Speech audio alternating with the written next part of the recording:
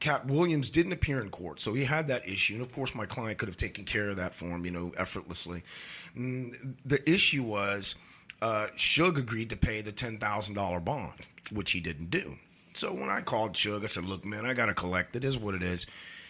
This fucking prick had me driving all over Los Angeles. Oh, I'm in Beverly Hills here. Go to Beverly Hills. He's not there. Where you at? Oh, I'm downtown here.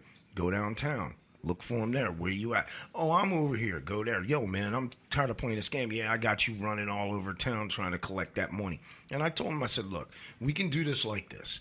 Give me the money, or I just go get Katt Williams, call TMZ, invite them out while I kick Katt Williams' fucking door down and drag him off to fucking jail. And then I'll just sell the video to TMZ. Mm-hmm. So Suge was pretty much do what you got to do. So I still got to, I still got that ethics thing about me, so I did not call TMZ, but I did go kick Katt Williams' door down, and I took him back to Twin Towers, and I taped it.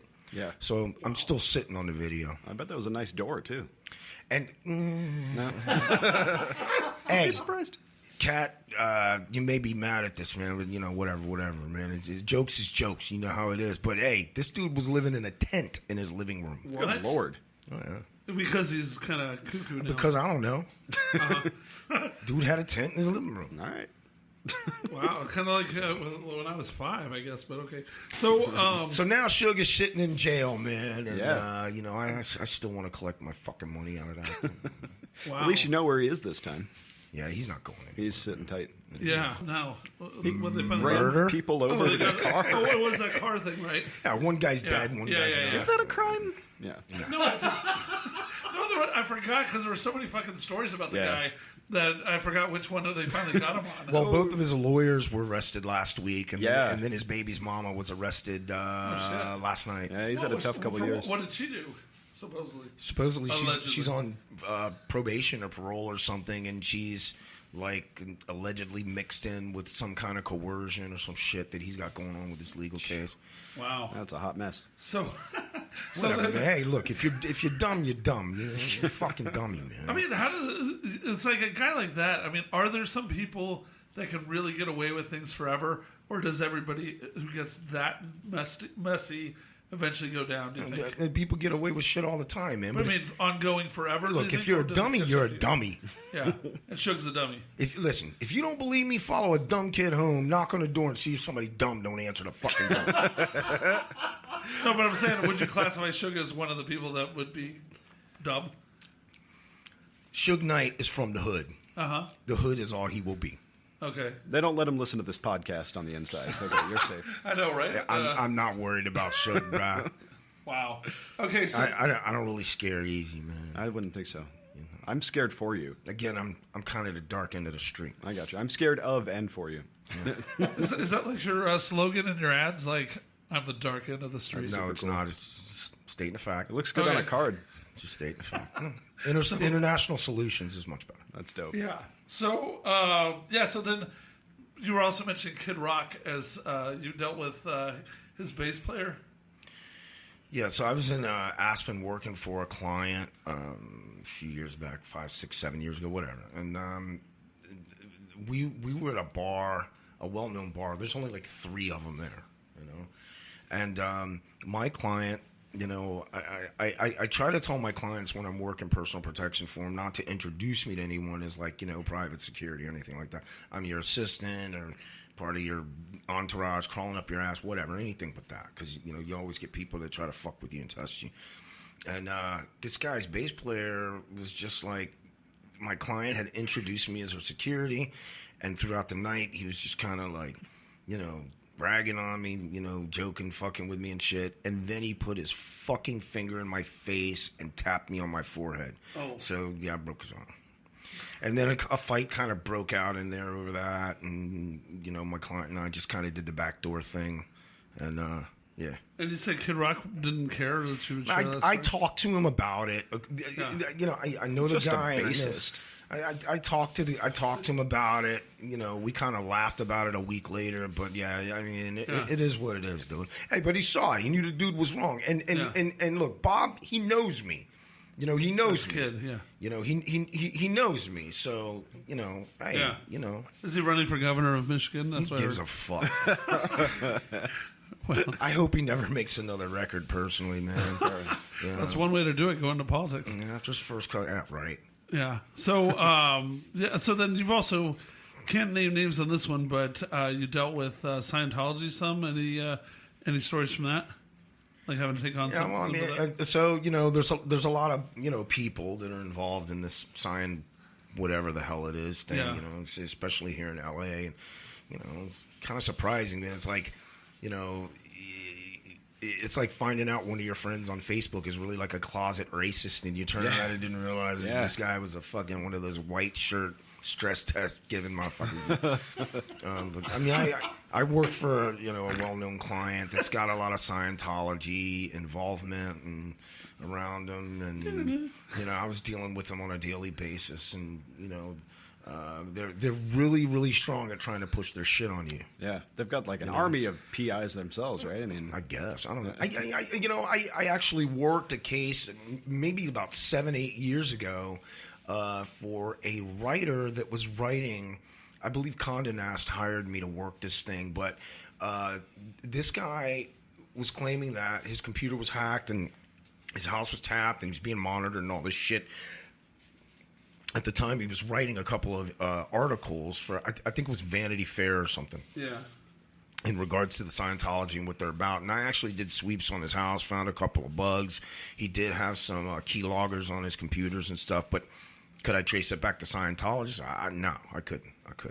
But yeah, I worked for a client, you know, for some time in a, you know, personal security capacity type way, and I got into a situation with another member of his staff who was a Scientology guy, and basically caught him creeping around the client's house at like 2 o'clock in the morning. I pulled a gun on him and shit, tried to get him out of the bushes, and turned out it was one of them. Oh.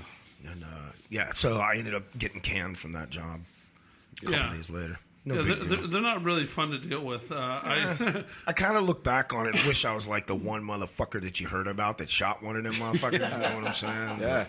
You know. Well, there was a guy who showed up with a sword at their celebrity center about 3-4 years ago, and he got shot dead by the cops. Oh, yeah, he would have got shot. Yeah. Okay, so then you mentioned also that there's a guy that at least you're working on now where some dude like hired a bunch of hookers in Miami, and you have to go help round up the hookers and get the money for them? Or yes. So, you know, there's this really wealthy financial guy who runs around down in Miami, and I guess, you know, he sent a private plane to another city to pick up some ladies and fly them back down to Miami for a week. And, you know, allegedly the agreement was he was supposed to pay them X amount of money, which he never did. And now my client wants me to go collect. You know, I'm not working for no hookers. No. Yeah. You know, but you know, I also got high friends in low places. You know? Yeah. So, Yeah. but yeah, it's. I mean, this guy's got the receipt, right? Well, Well, he never paid, so there's no receipt. Yeah, Right. The thing is like this, man. This is kind of one of those gray area kind of things that I dance around in, and you know, I've got text messages and emails from this guy where he's agreed to, you know, pay whatever money for whatever services. Can you just PayPal? He can use whatever he wants as long as my people get their money. Yeah. Right. You know, I mean, shit. You know, PayPal 58,000. It'll be there 4 days. Look, these people will take your gold teeth. You know, they don't care. You know, so Yeah. But yeah, man. I mean, I have some pretty compromising video of this guy, and you know, he'll be made aware of that by the end of next week, as well as his wife and a few family members and things like that. So. How much could we pay you to go find the PP tape from Oh, Donald Trump?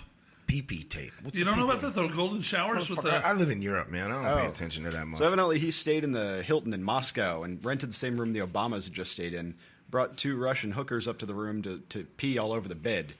And evidently this is part of like the compromising material the Russian government has on him using as blackmail. If the Russians got it, forget about it. Though. Not going to happen. Man, they're dirty. You think the CIA is bad? I make a point to ask all of our guests just to be on the safe side. To be completely honest with you, man, who the fuck wants to see fucking Donald Trump getting pissed on? No, yeah, well, I don't know.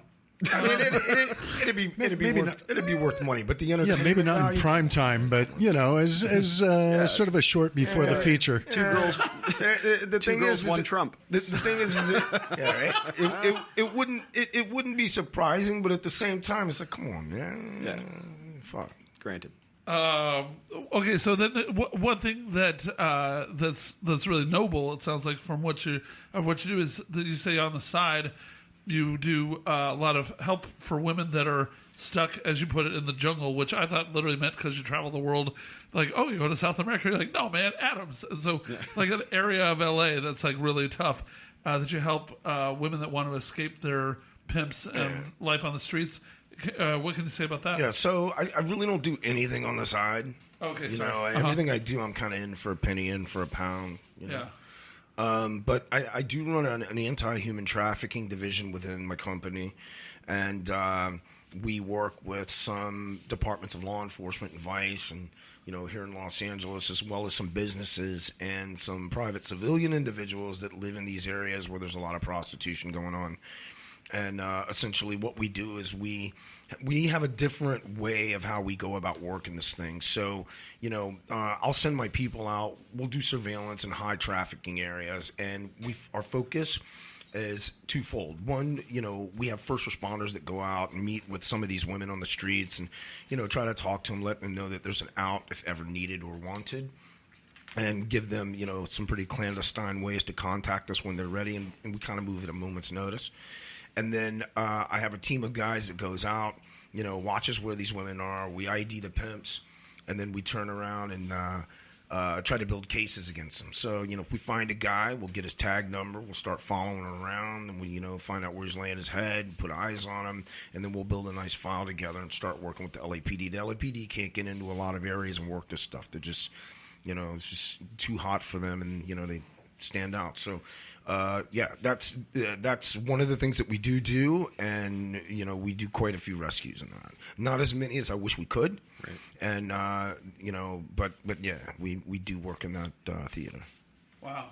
So basically, what would you say is like the most fulfilling part of what's your favorite part, and what's the thing that makes you feel like, hey, I'm making a difference in the world? Like I was telling my boy earlier today, man. I mean, I've been in town, maybe about a week, and I've been running and gunning from Palm Springs to Orange County to L.A. And like I was telling my boy this morning, man, I'm like a preacher, and the sermon for the day is do what the man wants done. Mm-hmm. So, the satisfaction in what I do is just being able to give my client what they're looking for, man. And listen, a lot of what I do at times is really difficult, trying to pull down information on people and, in other countries. And I do a lot of work for a lot of people based in Europe, in the Pacific Rim, with regards to investigations on people, companies, businesses, and things here, and vice versa. So I'm kind of like that conduit, between, different countries and what I do. And I mean, I'm working stuff from Johannesburg to the Philippines to Germany to London to LA to New York. I get around. Yeah. Maybe it's not so different from waiting tables after all. Nah. Yeah. All right. Well, hey, man, we know your time is valuable. You got to go and save some more lives and take down more bad guys. So where can people find out more about what you do? And if you give us your website, things like that. Yeah. So again, my company is called 3EI Investigations, and my website is 3EI-PI.com. You can go to my YouTube channel there, and I have some training videos, a few clips from some pilot stuff that we had done at the request of some people here in LA. Any footage of guys with hookers and stuff? No. Okay. No. All right. You tell those bloodsuckers at the University of Louisville they got their money. Yeah. Yeah. Well, like I said, man, fuck Louisville. Fair enough. All right. Well, hey, man, we want to say thanks, and it's been a pleasure. I appreciate it, fellas. Yeah. Anytime, whatever. Let's get up, do the thing with the thing. Thanks, all right, man. Well, thanks. Thank you. Be safe. Until next time, this has been Oh Man, That's Awful. Thanks for listening. Bye.